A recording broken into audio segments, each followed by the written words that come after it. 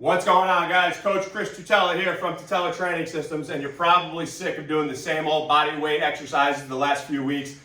So today, because you've been getting, I'm sure, flooded with different push-up variations and ways that you could progress the push-up. So let's focus more on the lower body today and how you could progress your lower body weight training. So let's just take a basic example here. Something that you could do, if you haven't been doing these, you should be, a basic split squat. So when you get set for these, I'm not going to go over all the full breakdown of it technically, but you want to step forward, make sure your front foot is glued to the floor, back heel is elevated, abs are on, glutes are on, quads on, nice stable position. Hands can be on the hips, torso shifted slightly forward. As you come down, your back knee does not crash into the floor, and you come back up. Now, if you've been doing these for the last few weeks, they're getting easier. So here's a way that you can progress it. We can add in more time under tension, and we could add in 1/4 of a rep. So 1 and 1/4. That's 1. 2. Another thing that you could do is add in an isometric hold. So in the bottom position, your knee is not resting on the ground, it's hovering over, but you're going to pause and hold this statically.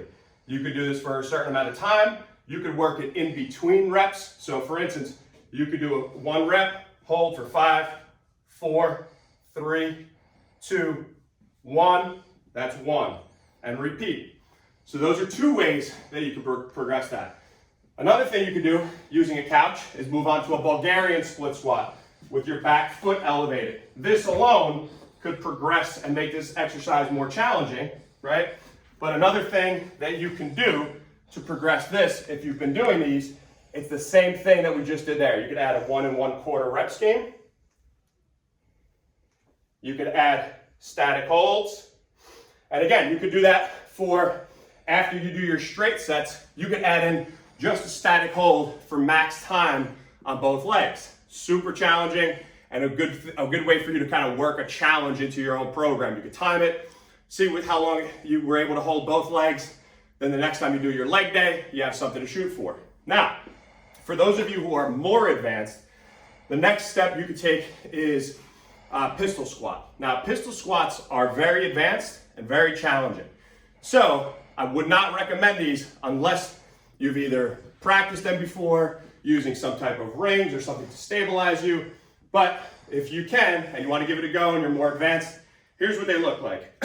So first thing you're going to do is stand on 1 foot. So what you're going to do is take, if I'm working my right leg, I'm going to elevate my left foot off the floor. I'm going to point my toe up. Now from here, I want you to keep an eye on my hips. It is the same squat pattern as any other pattern. So I'm going to sit back and then I'm going to start to lower myself. So from here, I elevate the foot, I stabilize, find my balance. I'm going to put my hands out in front of me. Now from here, I'm going to hinge back and I'm going to sit onto my heel and drive up through my heel. Now, here's the thing I want you to be very mindful of. Pistol squats can be very stressful on the knee. That's if your heel comes off of the ground or if your front knee starts to cave in this way, because it's bound to happen. So you have to be very careful and focus on driving that knee out. So let me show you from the front here of what that could look like. So I'm going to find my balance. I'm going to flex my abs, my glutes. I'm going to put my hands out in front of me. I'm going to begin with a slight hinge in my hips, and I'm going to sit onto my heel. Now watch my front knee. I'm trying to push it out, push it out, push it out. Look at my chest, and I'm driving through my heel, okay? If you have to, in between reps, you can put your foot down, regain your balance, place it back out in front of you, and repeat.